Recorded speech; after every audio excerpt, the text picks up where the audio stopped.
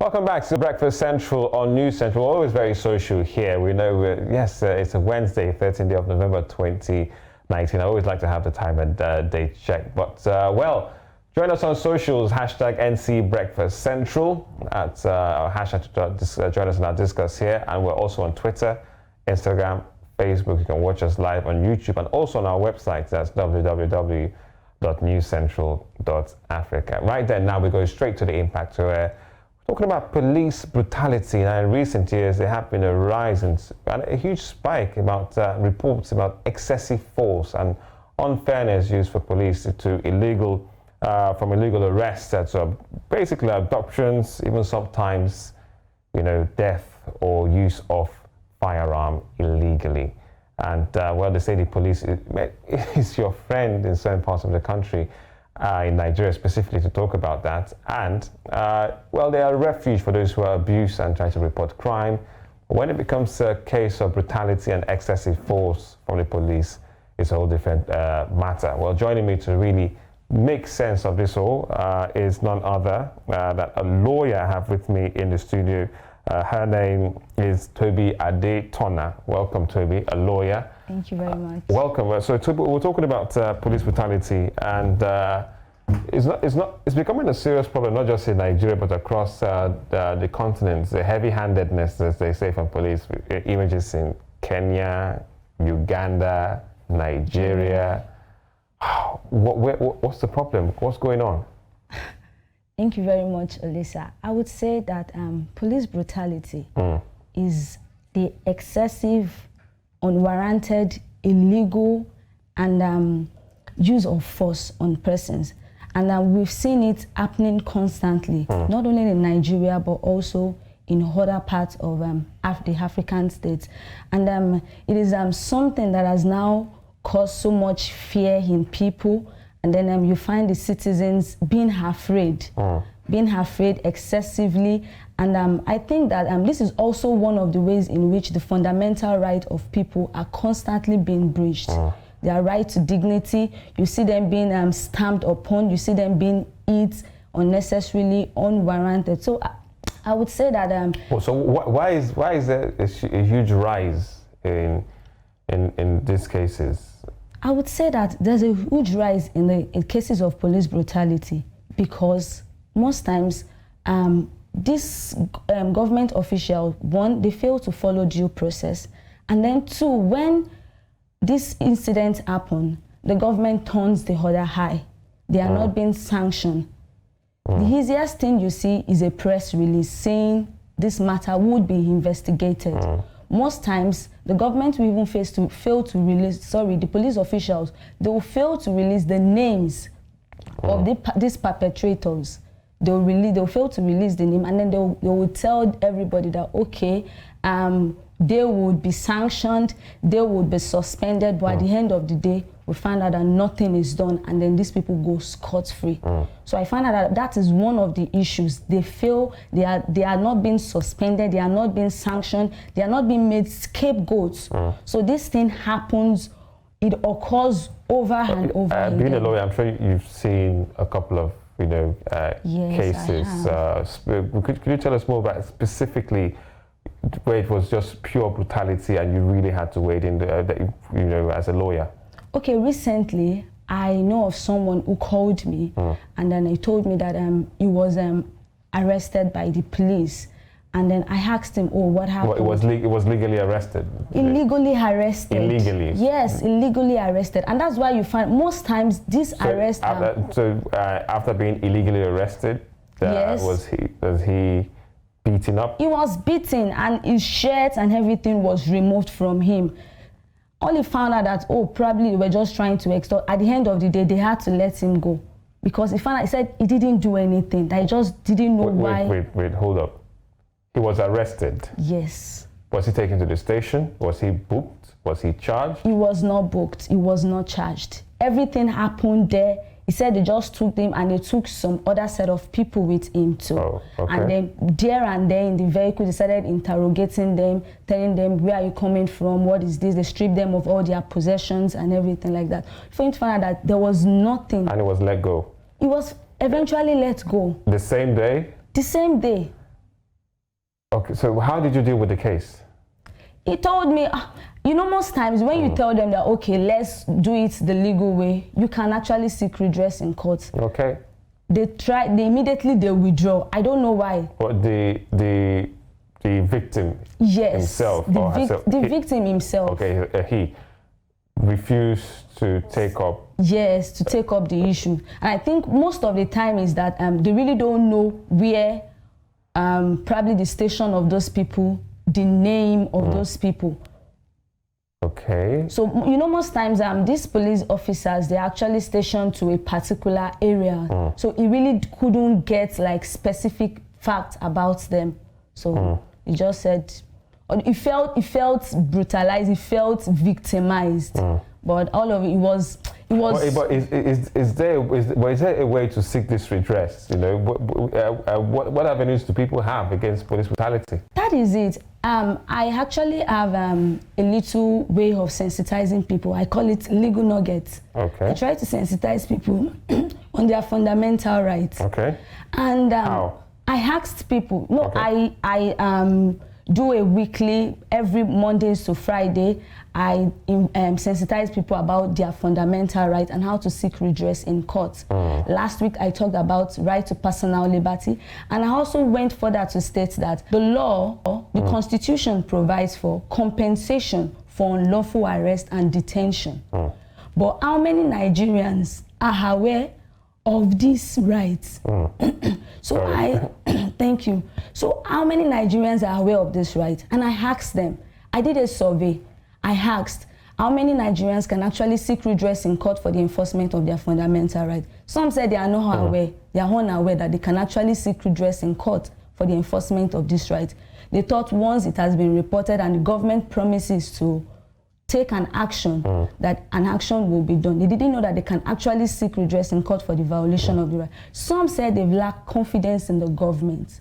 Is it confidence in the government or confidence in the justice system? Confidence. Some said confidence in the government. Some said confidence in the justice system. Because what you're saying, if someone, you know, if it's been proven that maybe I was illegally arrested or brutalized by the police, you know, and I take up the case to seek redress in court to the legal system, what is the success rate? The success rate is very high. Oh, really? Yes, very high.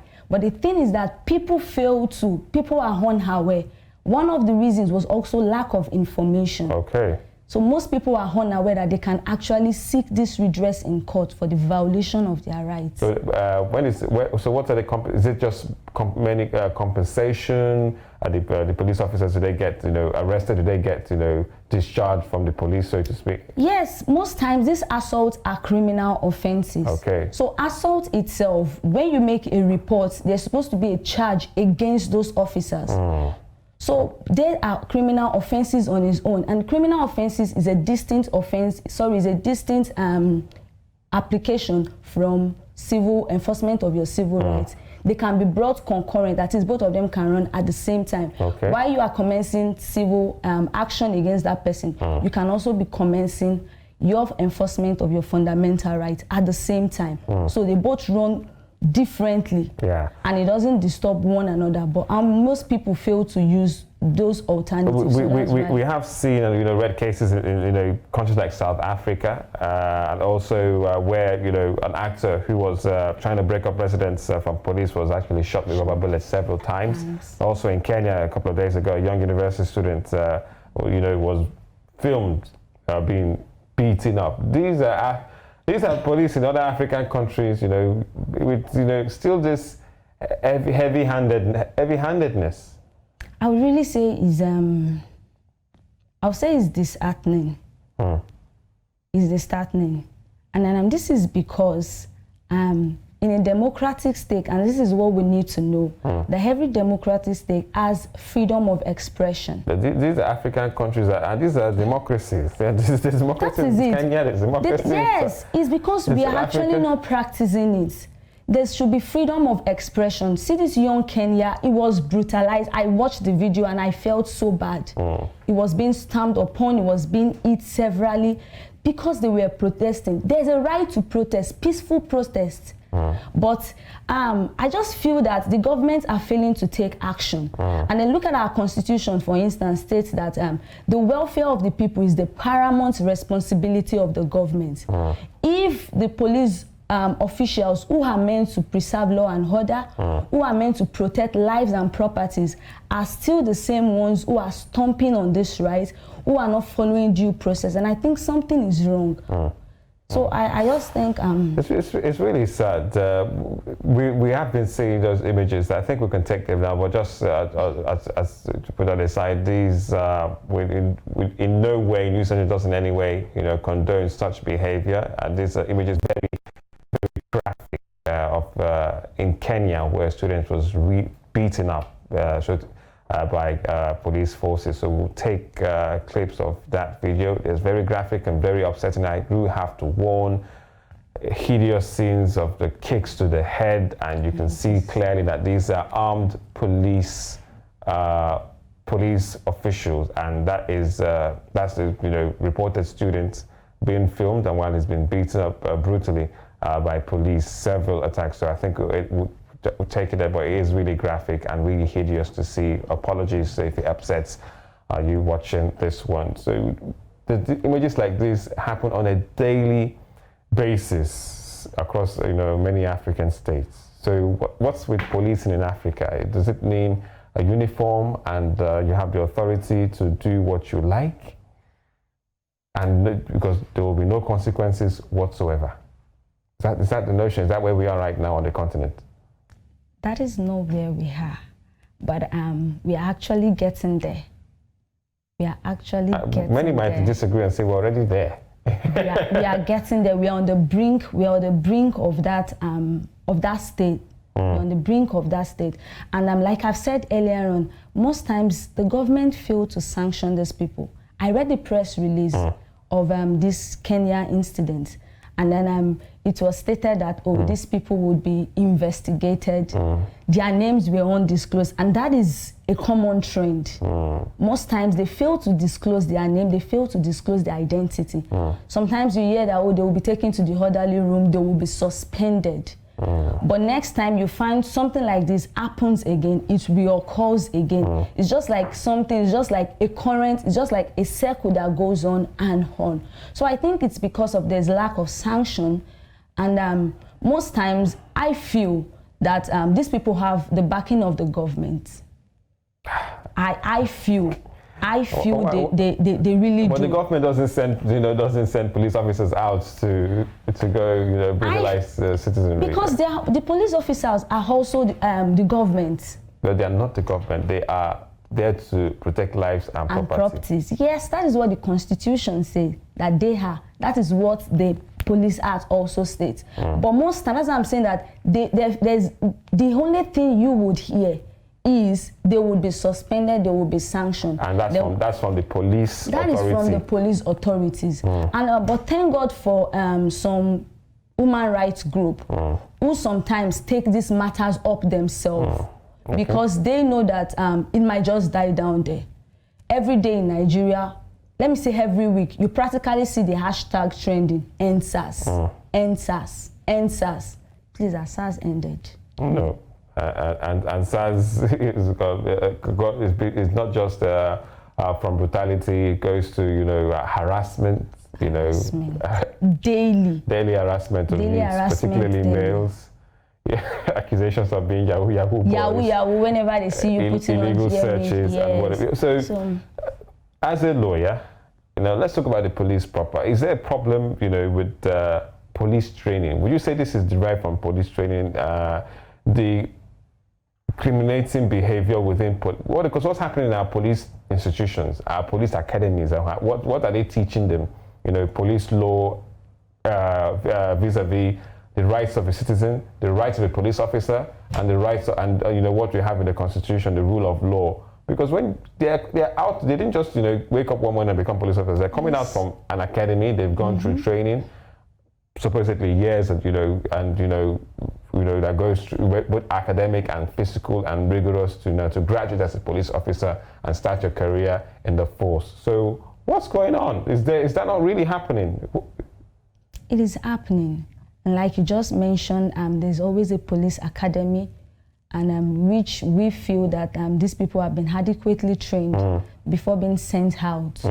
But They've been calls for police reform. So doesn't you think it should start from the recruitment process? It should definitely, because most times, even if you see the recruitment process, you are heard like, how can this number of people be applying for the police force only for them to churn out people who are even more worse? But I think that I will still say lack of poor training, and I will say lack of orientation and sensitization. And which part is it, the police or the citizenry? The police. Okay. Because if looking at the general duties, like I said earlier, Section 4 of the Police Act provides for the general duties of the police.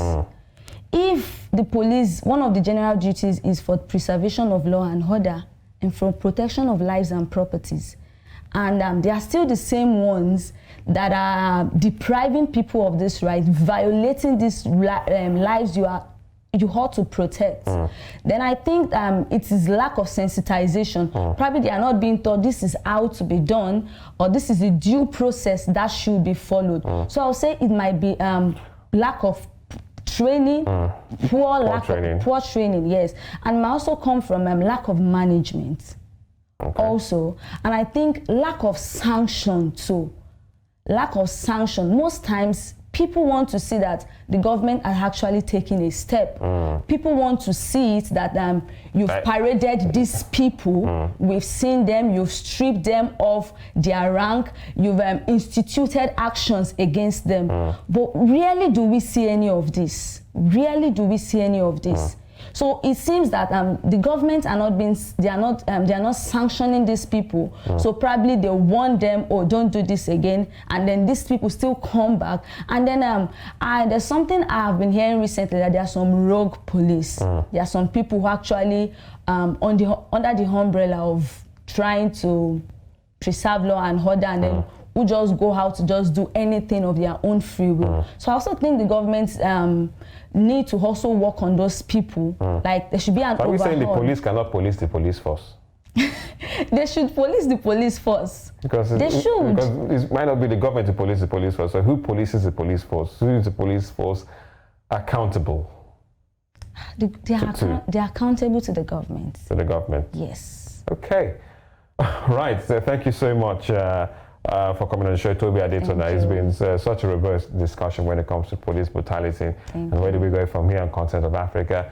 It's still Breakfast Central on News Central. You can join the discussion using the hashtag #NCBreakfastCentral, Facebook, Instagram, Twitter, and also watching us live on YouTube and the website newscentral.africa.